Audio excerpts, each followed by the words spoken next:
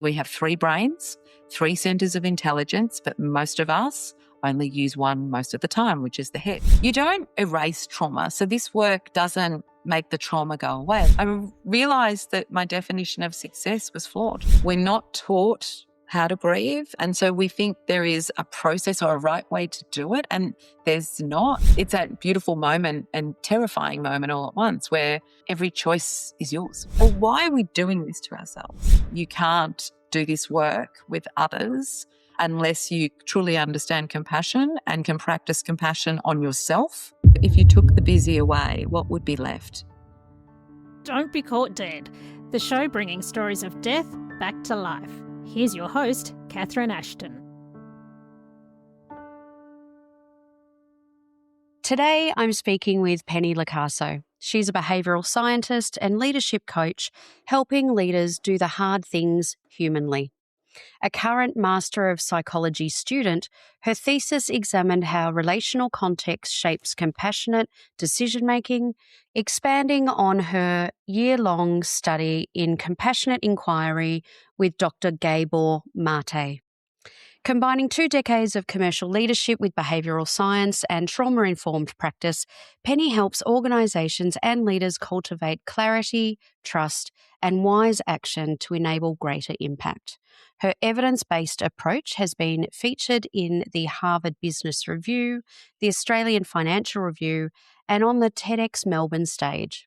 She has worked with leaders across Google, Microsoft, Lululemon, Deloitte, and Bookings.com, to name just a few. Penny's work reframes compassion as the missing infrastructure of modern leadership, a skill set that anchors humanity in systems built for speed, enabling people and performance to flourish together. Thank you so much for being with me today, Penny. Oh, I'm really excited for this conversation. What an interesting podcast you have, Catherine. Well, I think it was more interesting when I met you at a One Roof networking event, and we had a bit of a connection because you were talking about the work that you were doing with Dr. Gabor, and I had really loved for that. You were leading one of the workshops and you were talking about how our emotions can be felt in our body. And for me, I'm a huge convert because I read the work of, and here you go, yeah, there you go, perimenopause brain coming in here. But the body keeps a score with Basil van der Kolk. That's right. You know, my intuition was as soon as before you spoke, my intuition was going, I bet it was what a brilliant book. Oh, it changed my life, literally, Yeah. because I read it just after my car accident and I was in recovery, and it just made so much sense to me and it makes you feel so much more, I think, ready to kind of work through what you need to work through, because you realise it changes your brain when trauma happens. Yeah, well, I mean, I always love what Gabor says, because he says that trauma is not what happens to you, it's what happens inside of you. So I think people define trauma incorrectly. And what he means by that is when we have a traumatic experience, it creates a physiological imprint. And so that physiological imprint is what our brain goes to when the feeling that we felt in that trauma is recultivated down the track, which then triggers the autonomic nervous system to respond in a way that perhaps may not serve you. And what was the first thing that led you to start studying his thinking and his model? The flawed psychology studies that I'm doing at the moment, but don't tell the Australian Psychological Society I said that. Secret safe with us and the listeners, that's okay. Yeah, so what happened was I, in COVID, had this beautiful gift where my travel around the world as an international speaker came to a grinding halt, and I lost a whole lot of work overnight, which I know many people did. And I had all this space that I hadn't had before. And I was like, I'm going to go back and study psychology. It's been a lifelong dream, and who knows how long this is going to last. We were in the most locked down city in the world. And so that was like a gift. And then I got through the first sort of level of that, which was kind of the equivalent of an undergraduate, 10 subjects. And I was sitting there going, I'm applying this work in my everyday. I'm working with a lot of amazing leaders. And what I'm seeing is trauma keeps coming up as an unconscious block that's holding back these leaders from realizing their true potential. And yet psychology in 10 subjects hasn't even really touched on trauma. Not one subject Really? in psychology. Not one. And I was like, there is something wrong here. So I was like, you know what I'm going to do? Whilst I'm getting through this, I'm going to close my own gap. And so I'm going to go and find who is the expert globally in this space. And that was when I stumbled across Gabor Mate, which most people know of his work because it's so profound, and found his compassionate inquiry course.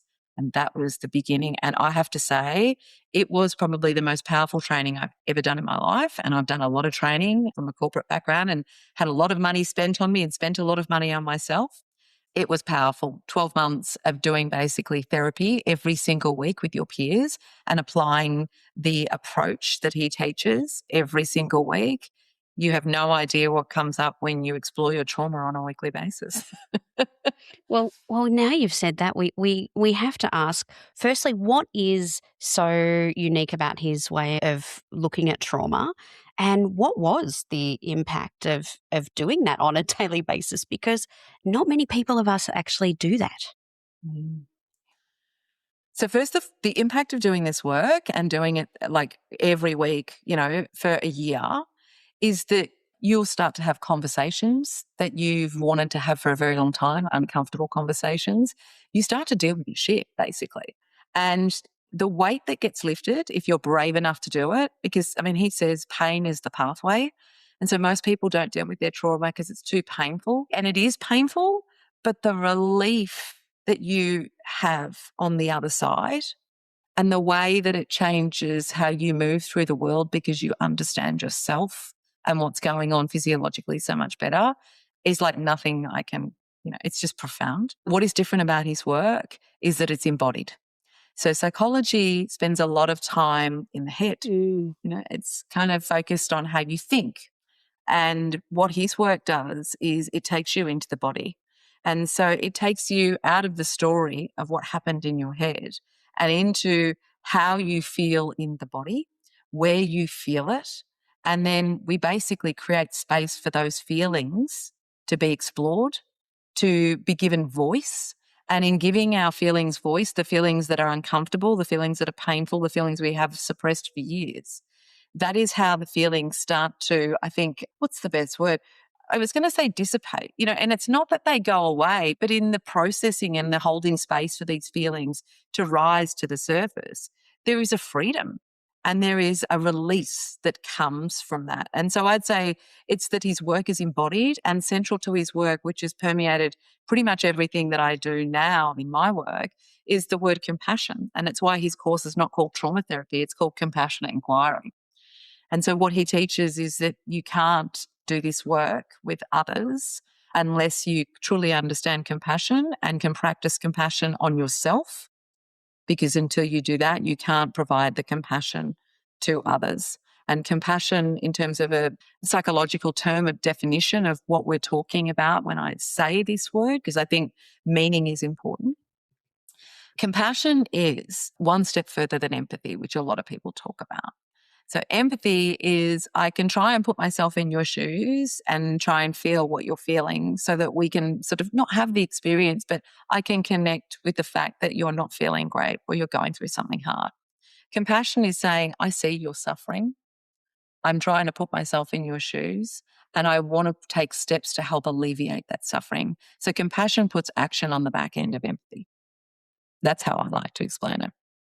And that is kind of how he teaches. Why is it, it's really in this compassionate space, but compassion to self first, which I think for many of us is a real struggle, particularly women. I totally agree with that. And just speaking and thinking about and reflecting on my own work that I did after I had my car accident, I remember that when I was talking about certain things that I had experienced in my past that were traumatic, I remember my psychologist making sure that we were aware of where it was affecting our body, whether it was in the back of my throat, whether it was actually in my chest. And that was something that was really interesting and I connected with when I first met you and you ran that little workshop, Penny, is that was exactly what you invited us to do. And so can you talk a little bit about just that simple little exercise that you had us do that day and the difference that it makes when you do connect with where you're actually working out where in the body you're actually feeling it? Mm.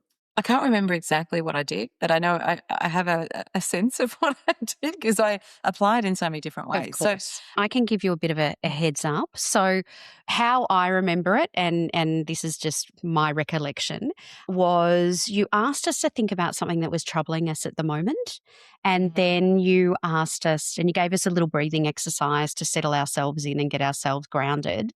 And then we had to focus on this one particular thing that was troubling us. And then we had to let you know if we were comfortable to do so, where it was in our body and whether there was a question that we had to ask ourselves, and then answering that question from our head, our heart, and our gut. And I thought Yeah. that was spectacular. So So the whole, I suppose, the way these little exercises work, this I say I do it differently every time. It's kind of nuanced, right? But the whole premise of it is most of us spend all of our time in our head because that is a safe space in a busy world, because it keeps us distracted from what we're really feeling. Okay. But also that means that we suppress our feelings, particularly the stuff that doesn't feel great, and we don't process it. And what happens then is over time, those feelings just get bigger and bigger, and you'll end up at some stage exploding in some way, shape, or form in a way that perhaps doesn't serve you. I mean, I'm generalizing, but that's kind of Yeah. how it generally plays out. And so the exercise that we did was about taking you out of your head and out of thinking about this thing that you were struggling with at the moment, whatever that was, and dropping you into your body so you could start to process in some small way and alleviate some of that feeling. And so when we do this, generally, like you say, Gabor says, where there's tension, pay attention. Whereas most of us are sitting there saying, avoid, avoid, Yeah. abort. Yeah. Yeah. Yeah. So that's why we pick something that, you're struggling with at the moment that is a tension in your life, no matter how big or small, likely something you've been overthinking and not acting on. And then when you've got that thing, close your eyes down, just take a moment, take that deep breath. Like we said, I always say 3 breaths is great just to ground yourself and feel your feet connected to the earth. And then take that tension and drop into your body. So take your attention from your head into your body and notice where that tension sits in your body. Okay. And so when you notice where it sits, and there is no wrong place, right? Some people it's a shoulder, some people it's a solar plexus, it could be in your leg. I don't care where it is. Just notice where that feeling lives, because there will be a part of your body where you feel it. You might like to give that feeling a color, right? It's very helpful to label that feeling.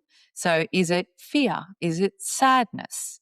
Is it guilt? Is it shame? Whatever it is. And again, don't rush the process. This is about creating space for the feeling. So if you don't feel anything within a second, just sit there. I guarantee you it will come up. Create the space. And then when you've got that feeling, like you say, just label it. Notice what's coming up that's kind of with it. And it doesn't matter, don't judge it or filter it. And then the other thing that we did, like you say, if you come back to that tension, that you're holding, you can say, okay, where that feeling sits, what is the question that I have around this tension? Is there a question that might help me process it? And then you ask that question to your head, write down what your head's response is. Then you ask that question to your heart, write down your response from your heart. And then you ask that question to your gut. And the reason for that is we have 3 brains, 3 centers of intelligence, but most of us only use one most of the time, which is the head. Okay. And so by asking those 3 brains the same question, I guarantee you'll get a different answer. And it means that you tap into the collective intelligence of your whole body. Right. And so you're not just thinking with your rational brain, you're thinking with your rational, you're thinking with your intuitive, and you're thinking with your heart space, which is the space where compassion would live. That is exactly how I remember it. Thank you so much for going through and giving us an insight about what I experienced that day, because it really was quite profound for me. How have you seen when someone moves into this sort of practice?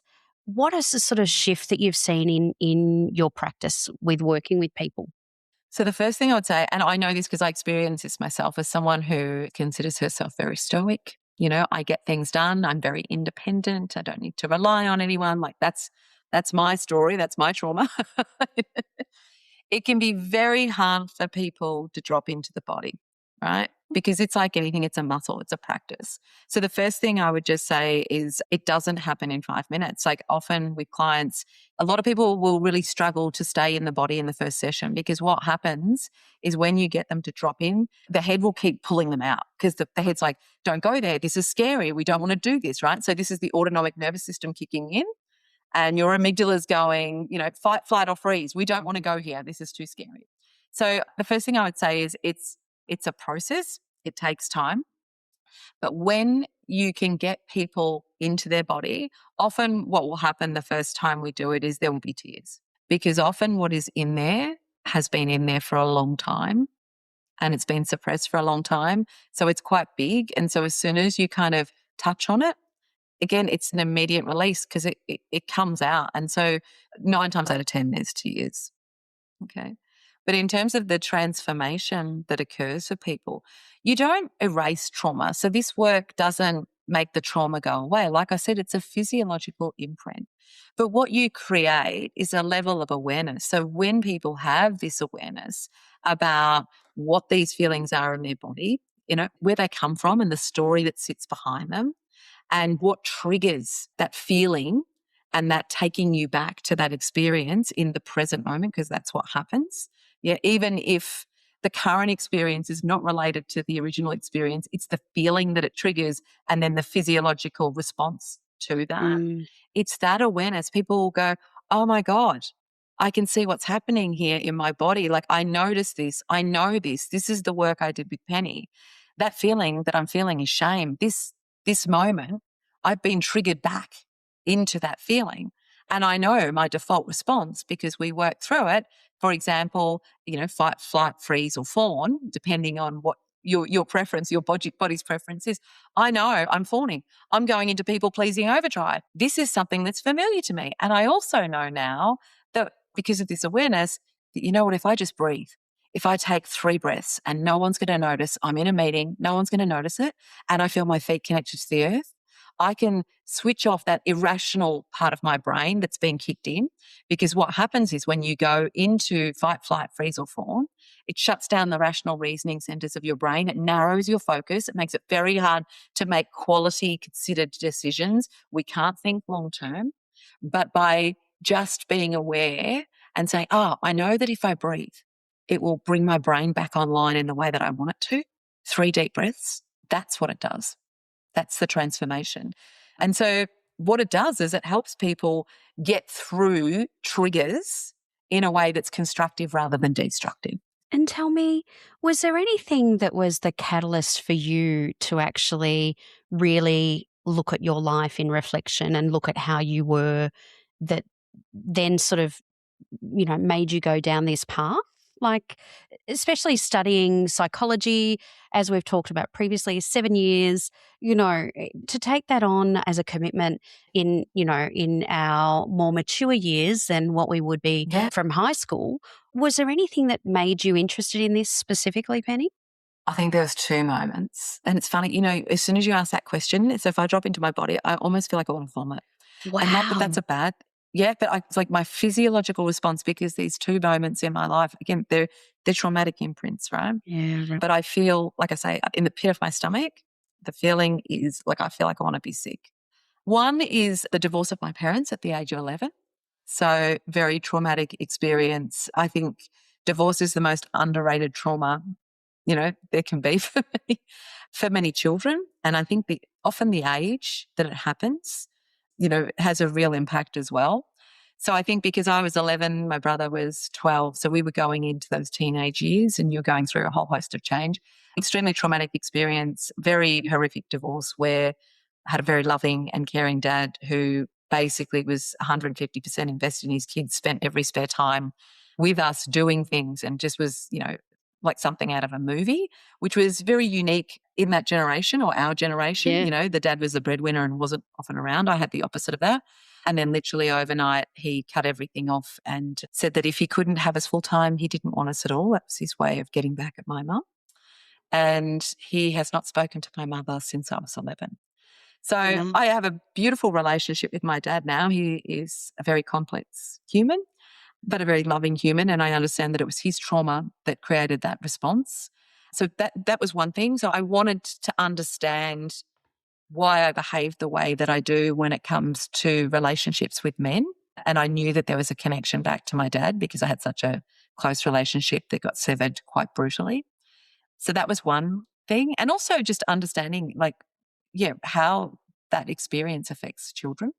And then the second one that really that was kind of bubbling away for years. And then must have been, oh gosh, I'm trying to think, 2012. So what are we, 13 years ago now? I had an uncle who was like the golden child of the family. He was put up on that pedestal and we were all in awe of his success. He was a doctor, first one in my family to go to university, and he didn't want to be a doctor, he wanted to be an entrepreneur. And so he built sort of the first big medical clinics all around Melbourne back in I think it must have been in the early 90s, before that was a thing, because your GP used to just be a little house with a local doctor in it. So he built these mega clinics and was very successful. And my mum and my grandmother invested in his success, and it was very good for a number. He was 60 and I got a phone call. We were very, very close. So that's the other thing. He was my idol in life. And I got a phone call at 7 p.m. in the evening, and it was my brother telling me that they had found his body floating off the edge of the Frankston pier, and he'd been weighted down with dumbbells, which were chained around his neck and put in a backpack. And I just never in my life, like you talk about an embodied experience, I just remember collapsing to the floor and heaving in tears. And I think that moment he was my definition of success. And once I'd had time to process and deal with what had happened and, realize that my mum and my grandmother had lost everything and we'd lost someone that we loved deeply, and that a whole lot of it had gone to shit just because of a business deal where the time didn't come off right and we'd lost everything, I realized that my definition of success was flawed. And that was I think, when I went on my own journey of trying to work out, how do I work out what success means? How do I work out how I got to this place when I considered myself such a kind of educated, intelligent person, and yet the definition of success I created is someone else's. I'd never actually considered my own. So, just so I understand clearly, Penny, I'm assuming from that story your uncle took his own life? Oh, this is where it gets interesting. And I've not shared this side of the story before. So this is where it gets interesting. So he had there was a major deal to actually build a massive hospital that has since been built. Yeah, right. He had the land, he was doing a negotiation, and so that fell through. And some of the things he did before he passed were very out of character for him. And so it was classified as suicide. But there were many things that did not make sense, and I tried to battle with the police about it. So a couple of things happened. One was the day before he died, he was found shredding a whole heap of documents, which seemed very odd for someone who was going to pass away and everything was going to be exposed anyway. The second thing was there were some very dodgy men. He had an assistant that had worked with him for 20 years that looked a little bit like mafia, that rocked up at his practice shortly before he passed away. And it was unexplained, and there was a long meeting held with these people, but these were people that would not normally be associated with my uncle or coming to the practice. Where he passed away, firstly, the way in which he took his life, he bolted dumbbells around his neck, basically, and weighted himself down, which is a very horrific way to kill yourself. But equally, it is very unusual given he was a doctor and he could have accessed many drugs where he could have just sent himself to sleep. He did it off the edge of the Frankston Pier. Now, anyone that knows Frankston or is in Melbourne, this is a very busy place with a massive car park at the end of it, okay? He didn't park in the car park at the end of it, so this happened in the middle of the night. His car was parked some 3.5 kilometres away, so he had to carry, with something like 30 kilos of dumbbells, maybe more. Why would you park 3 kilometres away? And would you believe all of the security cameras in the car park and that headed down to the pier, none of them were working. So there's just some very unusual circumstances associated with the way. So we will never know what happened, but it was classified as suicide. And given what you know now with your professional experience, when you reflect on that, how do you feel that there are answers that you will never know? So I think For me, the main thing is to, like, I don't want to, it's not that I'm in denial. So I think it's highly possible that he could have committed suicide given the situation that he was in. And, oh, that was the other thing. He left a suicide note on the front seat of his car. But if there was one thing, my uncle traveled the whole world. And as a child, the one thing that he loved to do was write. And he had the most beautiful handwriting. So if he ever gave you a note, it was handwritten because it was such, that was kind of his thing. Do you know what I mean? Mm, The note was typed. wow. And no one in my family ever received a typed note. And it was a typed note to my grandmother. And it was very short. So that was also unusual. So when I think back, how do I feel about it? I think the first thing is I'm not in denial. I'm not trying to find answers to, oh, he wouldn't have done that. I think it's very plausible that he could have committed suicide. I think the thing that I struggle with most is the manner in which it happened. And I had to go and identify his body. And I'll never, ever forget when I went there, we had no idea how he had taken his life. And when they said to me before I went in, they said, look, there's something we need to tell you. They said, we haven't been able to get the bolts and the chains off his neck. And to see him in that situation, I was just like, I don't know, it feels very underworldish for someone to die like that. It seems like a very unusual way to commit suicide. So I think that I struggle with that. So I kind of sit in the in-between and just accept, sometimes in psychology we have acceptance therapy, and that is about, just accepting that I can sit here and wonder for the rest of my life and all that's going to do is take up space. Or I can sit here and remember what a wonderful human he was and what a great impact he had on my life. And yes, he did some shitty things in the end. But I also understand this was a person in a very desperate situation trying to turn things around. So I suppose that's how I kind of reconcile it. It's interesting. I interviewed a mother of an adult son who had taken his own life, and she has written a book about it, Christine Pedley, and she talks about how she says that she kept asking why until she no longer needed to. I get goosebumps. I just say grief is an interesting thing, right? And I think it's something we're not taught how to grieve. And so we think there is a process or a right way to do it. And there's not. I think the challenge is that many of us, we kind of get caught up in this, oh, we just need to get to a certain point and move on.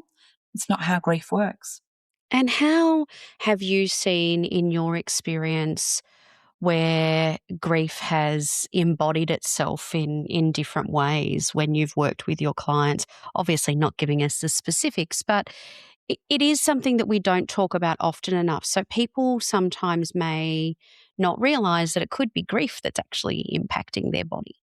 Oh, so many times have I said, and it's so interesting how, again, and this is the value of having, a third party, be it a psychologist, be it a coach or something like that. I can see it immediately. So what's so fascinating to me is someone will be like, and it's not just grief in the death of someone. It can be the death of a relationship, a long-term relationship. It can be the death of a friendship. It can be the death of a career. And I think that's the other thing. We attach grief to, someone's life being lost, but there are so many different things that you can grieve, and that's completely normal as a human being. I think, again, it's about, when we talk about creating space for feelings, it's so interesting to me. It's people they'll come to me as a client and they'll be like, I've just got so much going on and I keep, I'm just exhausted and, I'm struggling to get clarity and I really want to get clarity around this thing and I want to take it to another level. And because I'm dealing with high performers, right? So these are people that just get on with it. And sometimes getting on with it is the worst thing you can do. Because again, you're suppressing. So when I'm like, okay, well, take me back. What's been going on the last 12 months? Sort of paint a picture for me. And one client I remember recently, and this is textbook, it happens to me all the time. She's like, well, there's a few things that have happened. So I've got divorced in the last year after 20 years, and I've got 2 children that are under the age of 7. My dad's got dementia, so I'm caring for him full time. And I've got, a crazy career where I'm traveling every second week. I'm going through menopause. I'm just sitting there going, Pick a number there. Which yeah, one? and I'm so, okay, and so I'll just sit there and go, okay, we've just take a breath for a moment. I said, so just one of those things, is completely disruptive in your life. You've got like 4 or 5 things. And the other thing I'm like, well, okay, if we just create some space and acknowledge the fact that it's likely you're probably grieving a loss of a relationship, even if it was a crappy relationship, right? Grieving a father who you're losing as well because he's not who he was. And literally, as soon as you say the word, again, it's like it rises to the surface. Because what you're doing is giving voice to something they've felt, but because they've been so busy, they've not allowed themselves to sit with it. And you mentioned intergenerational trauma when you were talking about your dad and how he responded to the divorce, and that's impacted on how he responded to that situation. It's then obviously impacted on you. What ways can we, because a lot of people aren't aware of what the role intergenerational trauma can have on us. Is that something that you can give a bit of insight to for us, Penny? I can tell. My body is going berserk. It is. So I can tell you what I know. I'm not an expert in this field, but I can tell you what I know from what I've studied and also from my own experience. Yeah. So when we talk about intergenerational trauma, when I think about my dad, there's 2 components to it, right? So, and I didn't know this until I studied with Gabor, and then psychology touched on it in honours. So epigenetics, I think, is the Mm. term. And so what I understand to be true is they've scientifically proven that trauma can be passed on by your parents through genetics. In your DNA. Yeah. And this, particularly, this is, I think, why we see such trauma in our Indigenous people. Like, you think of that passing on over all those years and what's happened in Australia, is it any wonder they're a bit annoyed with us? So I didn't realize this, but my dad had a very, very traumatic childhood that he doesn't speak a lot about. But from the limited information I have, it was quite horrendous and, extreme poverty, but equally some challenges with his parents to the point where he moved out of home at a very, very young age. And so I understand that probably part of that trauma, which has impacted him, has been passed on to me genetically, which I'd never even considered. And then the second component is the trauma that I experienced as a result of his response to the divorce. And I don't believe, only because I've studied what I have, I know that he never set out to hurt me or cause me and my brother and sister pain. This was the only way he knew how to respond. And, it was his way of getting back at mum for leaving.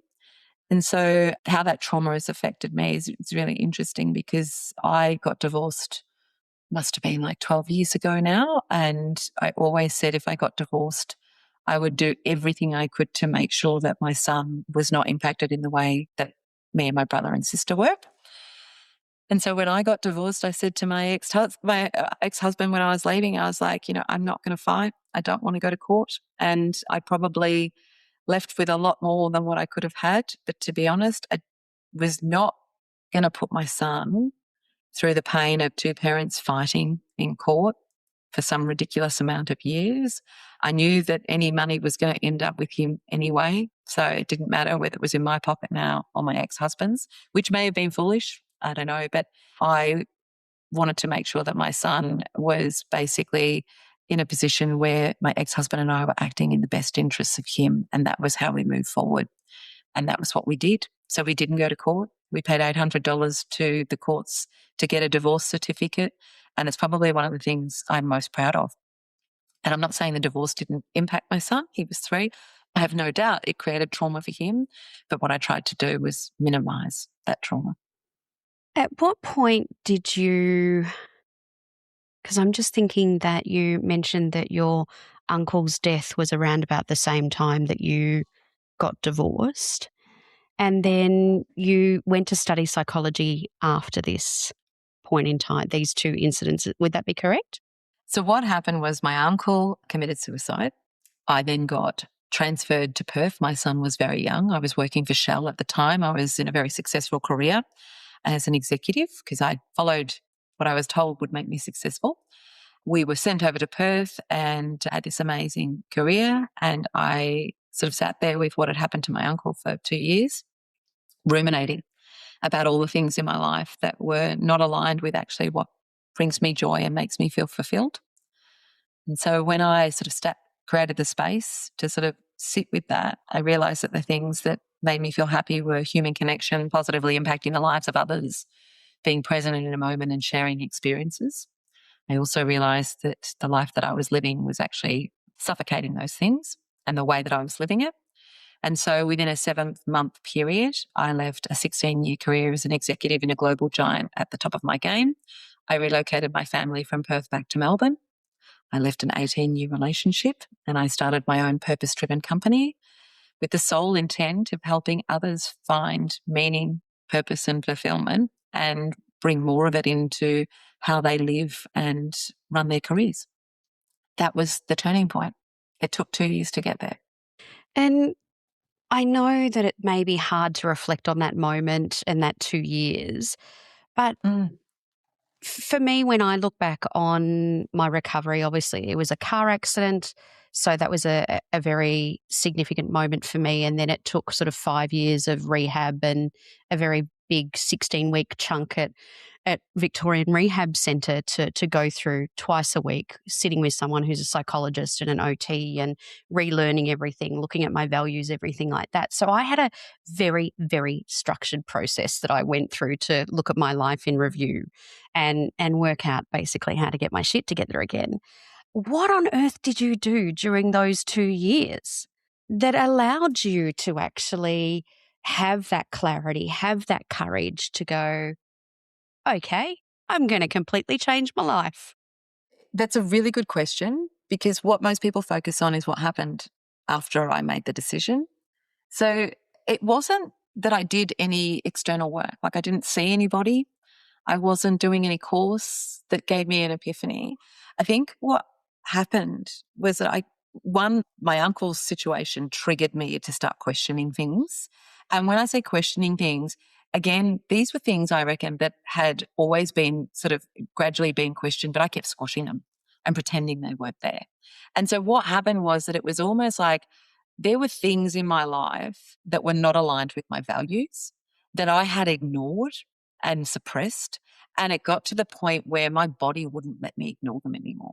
Like it was like my body was screaming at me, this is not right. And I'm a pretty, even keeled, positive, optimistic person.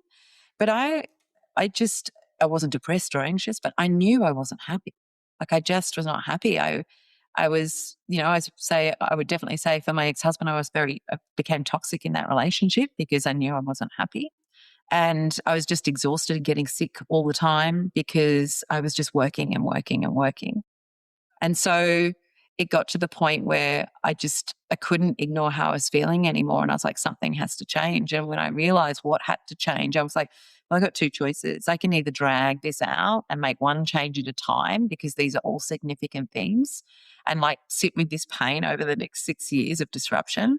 Or you know what? I can completely self-disrupt. I can do all of it at once and reset the foundations.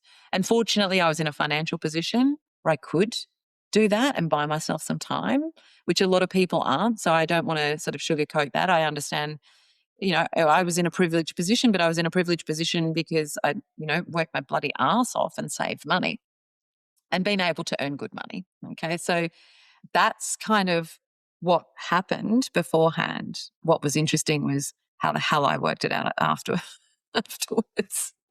And well, what did you do afterwards, Penny? Oh, it was a journey of experimentation.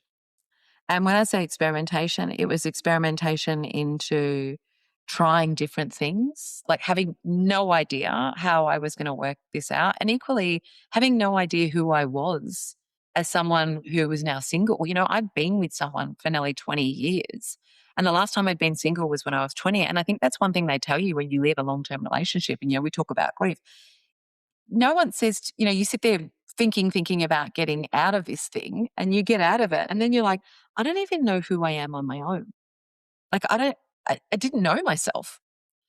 and, trying to work that out. And the thing was, and then realizing, well, I don't have to work it out. I can be whoever I want to be.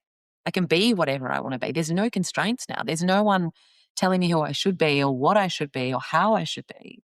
It's that beautiful moment and terrifying moment all at once where every choice is yours. It's a really weird moment, isn't it? Like when especially like for me, I was in my early 40s when it happened, and I, I left my job where I had for 13 years, and I was in a position where I don't know what I'm going to do now. All I know is that I have to do some sort of job that will allow me with my physicality and my chronic pain, that hopefully it'll be automated, and I probably have to hopefully do it myself because no one's going to hire me.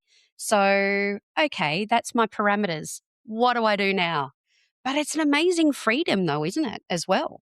It is. It's like they say, you can hold two feelings that are in complete contradiction at the same time. Yeah. It's exactly that. It's pure freedom, and it's terrifying because the buck stops with you. It's all down to you. But hey, one thing that I've been passionate about teaching for a very long time, which is what I learned from this journey, it's like I say, this practice of experimentation sort of embedded itself in what I found to be called micro bravery. And so basically it was about, every day doing one small thing that scared me, that was in alignment with who I wanted to be or the direction I wanted to head. And so that micro bravery, basically every day doing one thing that scared me, like asking someone out for a coffee conversation who I admired, who was living the kind of life that I wanted to live, and asking them if we could have a chat. It was posting on social media about how I turned my life upside down and I had no idea what I was going to do. Little things like that. That micro bravery built the courage and the confidence to take bigger acts of bravery over time and ask for more of what I wanted, rather than sitting there hoping someone would notice and give it to me. And that created the clarity. The path unfolded through those small acts and experiments of bravery over time.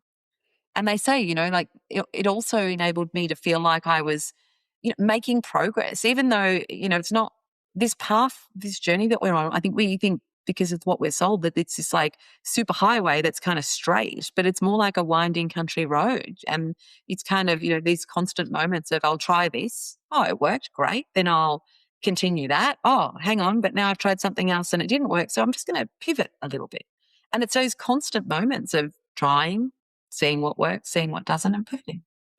It's funny because you mentioned the word clarity and confidence, but with the way in which you just described that, then I'd also actually add the word curiosity, because Oh, yeah. it allows you to actually kind of curious and go down that little pathway and then completely pivot and turn and go down another. But if you have that curiosity, you're doing it without full commitment, but just, will it work? I don't know.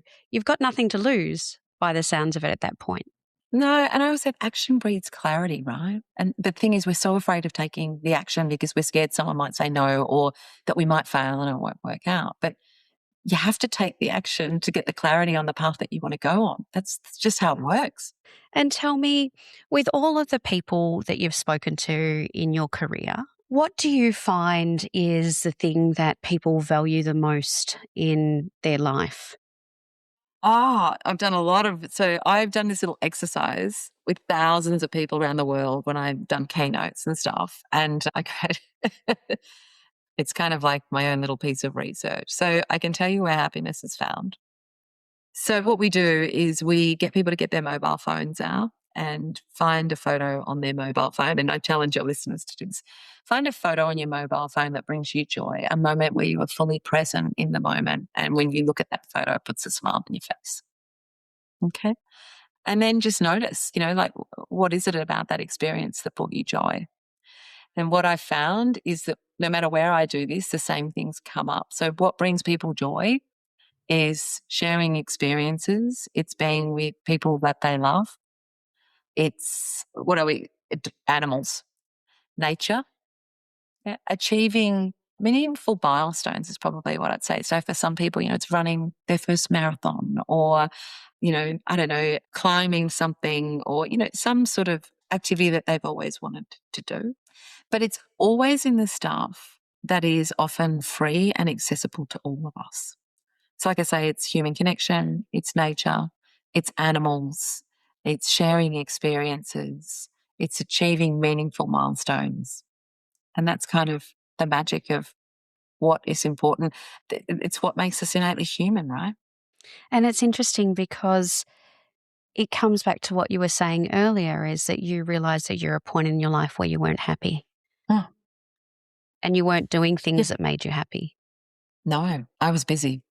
And it's funny, now I run program. I've been running it for years in, major, large corporates called busy equals bullshit. And it's all about, busy is always, when we use it, the word contains no useful information and it's often code for something else.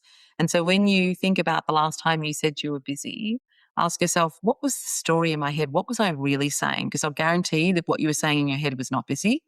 Often it's, I'm overwhelmed, I'm anxious, I can't take on anymore. And it's like, well, why are we doing this to ourselves? And so, if you took the busy away, what would be left?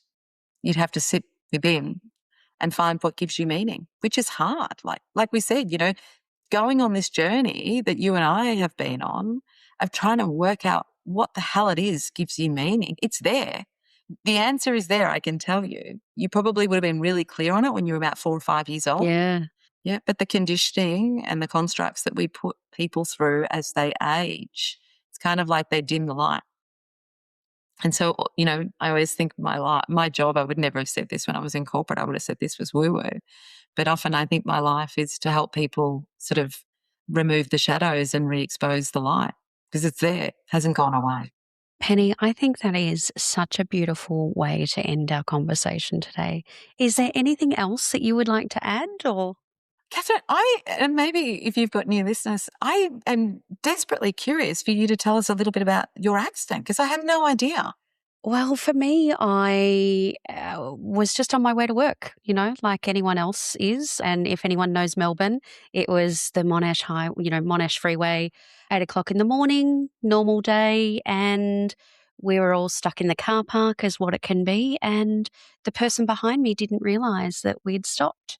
And so he hit me at about 80 Ks and I saw it all happen. So yeah, I kissed the car quite comfortably in front of me, and then that changed my life forever. So that was the main catalyst, and then a bit like you, two things that you sort of hold.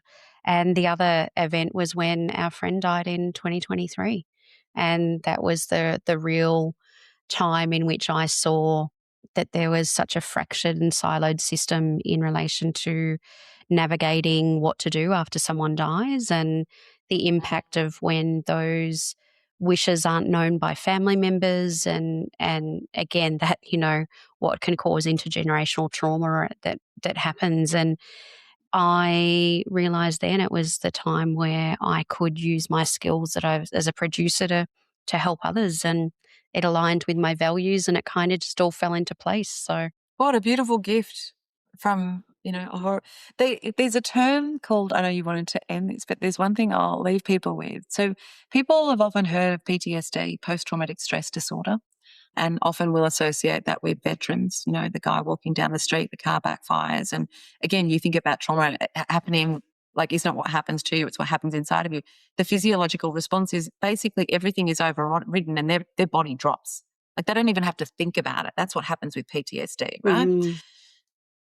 And then there's another phenomenon, which I didn't learn about until I went and traveled Israel. It's called post-traumatic growth disorder. And what happens is it's the opposite of PTSD. So rather than the trauma debilitating, it takes people on a journey of growth where they make significant changes. They use their trauma as a catalyst to change the lives of others. So I knew Rosie Batty before she went through what happened to her son. And I would say she is a beautiful example of post-traumatic growth disorder. And it sounds like, it's probably what you've got as well. Well, But look it up. It is a very known lovely. phenomenon. I know Rosie. She's been a guest on the show, and to be compared to her, and mentioned in the same sentence, I feel quite humbled. Thanks for that, Penny. My pleasure. Well, I've really enjoyed speaking with you. It's been an absolute pleasure for me, and I think that everyone should do their little moment of grounding work and the exercises that you've given us today. I think that we're all the better for what you are teaching us in this world. So thank you so much. Thanks for having me, Catherine. Don't be caught dead forgetting to subscribe. And here are some more videos we know you'll love.